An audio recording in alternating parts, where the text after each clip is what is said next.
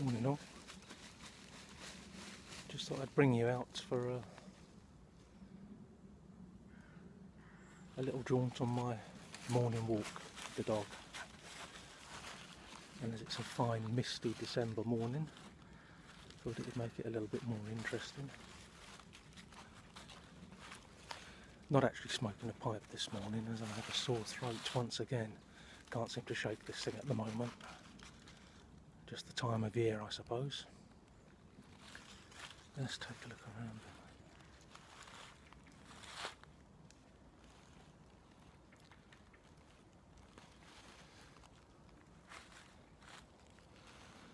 Believe it or not, I'm only about a mile from home.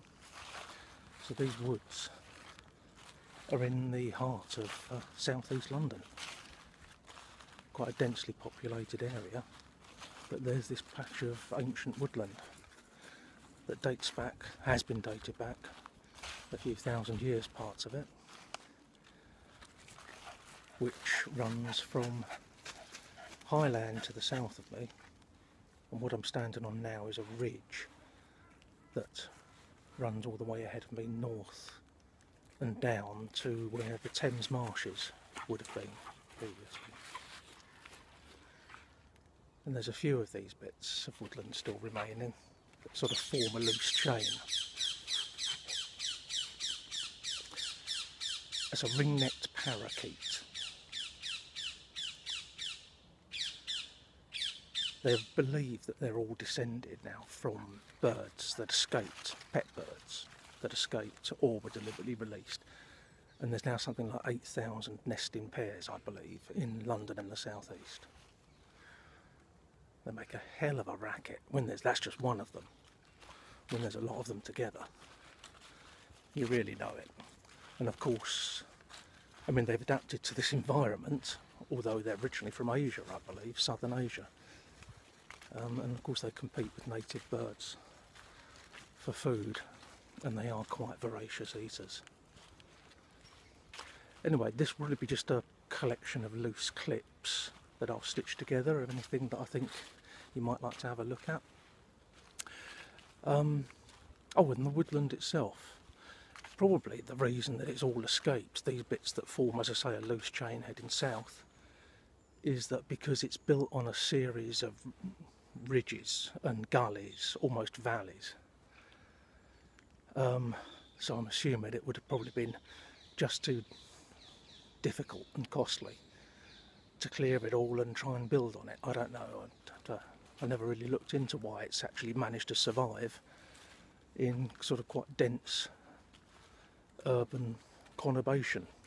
But perhaps I'll have a look about and stick something in the down belows or whatever, not sure. But anyway, just take you on a little tour. This is my morning walk with the dog, which keeps me sane. So I'm walking here, as I said, down one of the main ridges that runs down to the Thames, or the Thames marshland. It actually finishes some distance away from the river now, because of course all the marshland has long since been reclaimed and built on.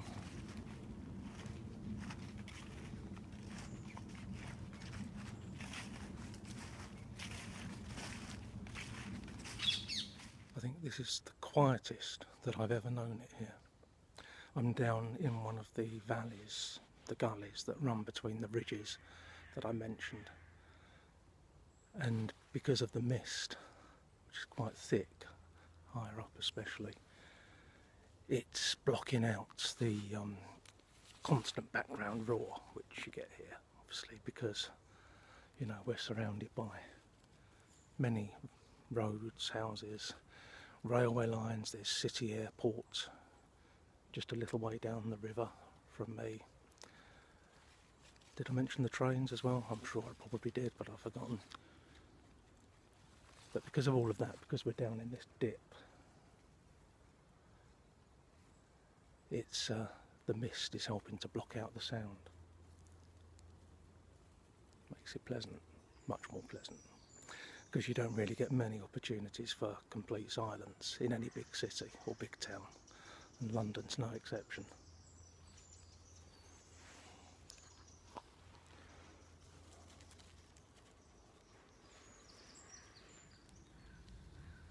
structure of that tree. There are some very large trees here, but they tend to be off the paths.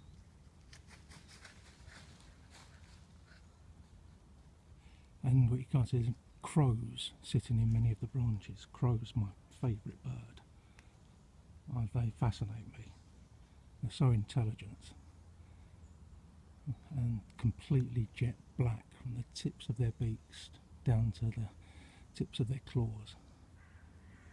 And when they fix you with their eye, you can almost sense them thinking. And as I say, I think they're remarkable birds. And because they're so black, of course, and they're sitting on the branches, you can't actually see them. And they're all staying quiet because I'm standing here talking. They're not stupid, as I said. I climbed up onto one of the lesser used paths. You never get high enough anywhere to be above the tree canopy, obviously, but there's a path down there, which is where I was walking just now.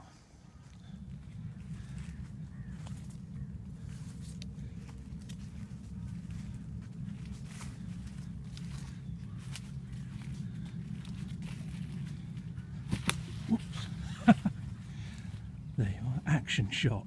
I nearly slipped and fell on my backside. I'll leave it in for comedy value.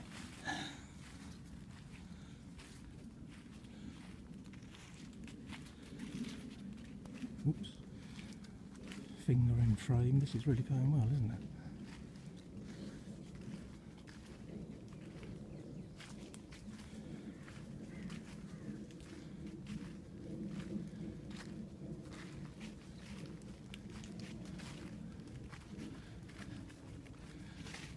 I'm trying to watch my step here because there's lots of roots crossing this path.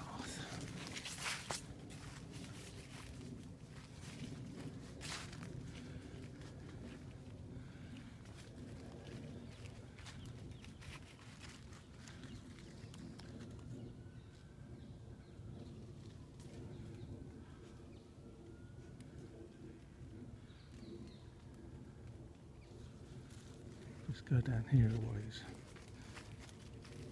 Try not to trip over the dog.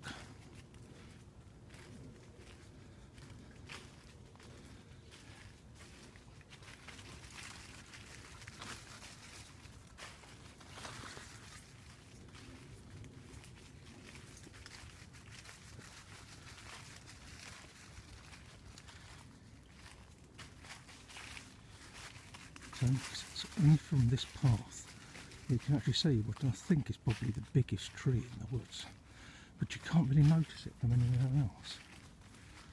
And I don't suppose you'll be able to get a sense of the scale on it from where I am,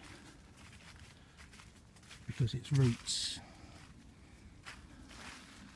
are down below and its top is up above, as is the way with trees generally, I think. I've yet to see any exception to the rule.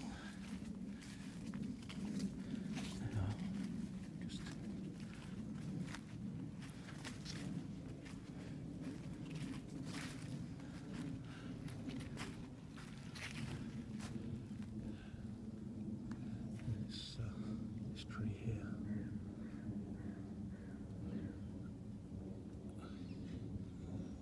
Stretches a considerable way into the sky.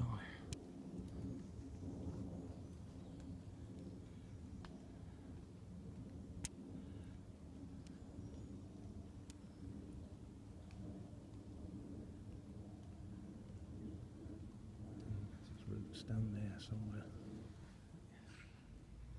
Mist is starting to lift a bit.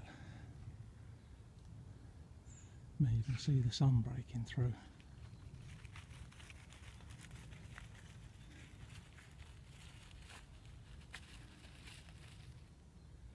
I don't know if I've shown you the cause of this walk. There it is. Young Ziggy. Say hello, Ziggy. Hello. Hello. Good boy. Good boy. Some jokes never grow old, do they? Where I'm standing now is the highest point of the woods. And this is actually a remnant of ancient heathland, of the heathland that would originally have covered much of where London is now. All the undergrowth before me, you can see, is heather, very suited to the soil here.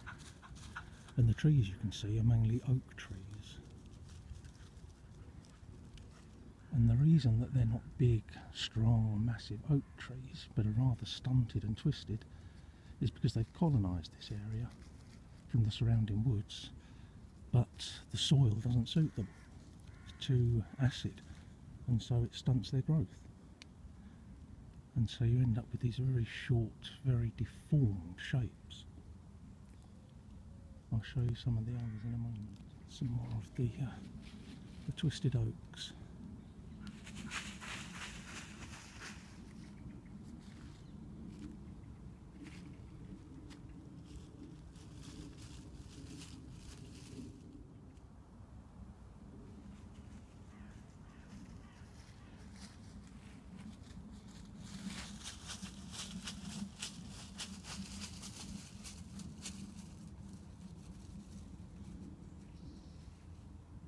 Funny thing is that although they're stunted and deformed, these oaks produce the biggest acorns I've ever seen. And I don't know whether there's some connection there between them sort of compensating for the poor growing conditions. Who knows? I always love the effect of the winter sun when it's coming through the trees and catches the mist and breaks up into beams.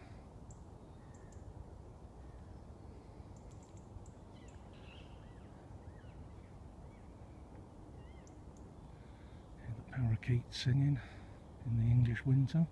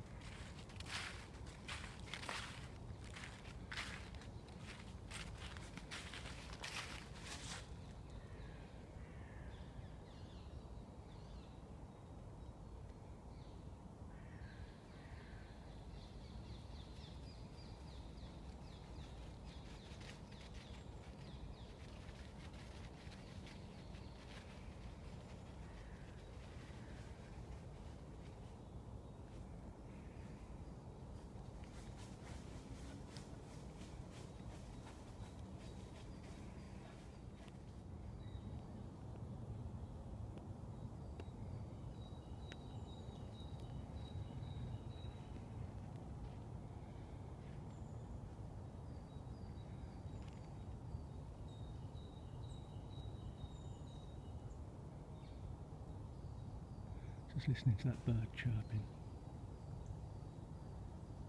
It carries quite clearly. I think it's probably a great tit, but I'm not 100% sure.